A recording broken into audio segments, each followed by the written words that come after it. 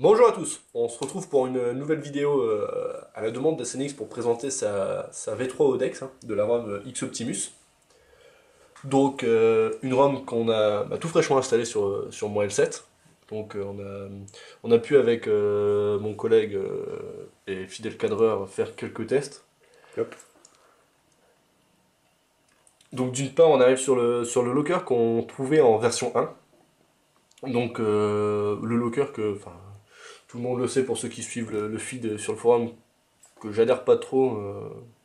D'une part, les textes qui sont ensemble, donc à savoir la date, les informations propriétaires et batterie, les informations réseau, et aussi quelque chose qui me manque beaucoup, c'est les informations comme on avait avant et qu'on trouve sur beaucoup de lockers, à savoir si vous avez un message non lu, un appel manqué ou autre. C'était parfois bien pratique de savoir le nombre de messages qu'on n'avait pas lus dès l'arrivée sur le locker.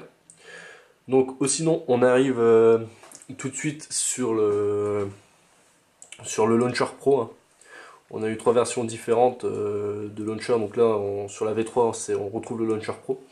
Donc un launcher assez fluide, très peu gourmand en mémoire, mais malheureusement basique. Enfin, pour moi, sur le menu des applications, le défilement vertical qu'on retrouvait, qu'on a tous connu sur la version Froyo, est de retour.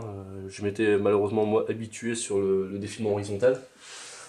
Mais bon, on va dire que on a quand même un gain en fluidité et ça rattrape un peu ces quelques petits défauts.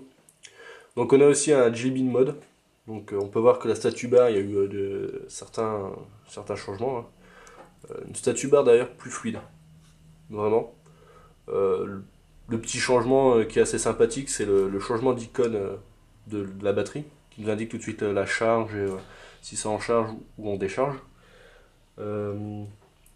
Un multitâche qui a été retravaillé, quand même bien plus rapide que ce qu'on pouvait voir avant chez la ROM d'origine et sur les versions antérieures de X-Optimus.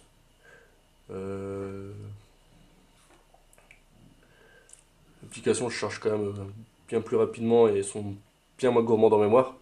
Donc là pareil, je voulais revenir là-dessus, qui me semble assez important. Là on est en tuant tous les processus, on arrive à 190 MO de mémoire libre. Sachant que sur la V2, moi j'avais généralement 90 MO de mémoire libre. Donc ce qui prouve quand même que cette ROM est bien moins gourmande et gère mieux la mémoire. Cynix nous l'avait promis et il a tenu ses promesses. Donc une ROM bien sympathique. Le petit plus, c'est l'intégration du clavier, un like du clavier de la version 4.2.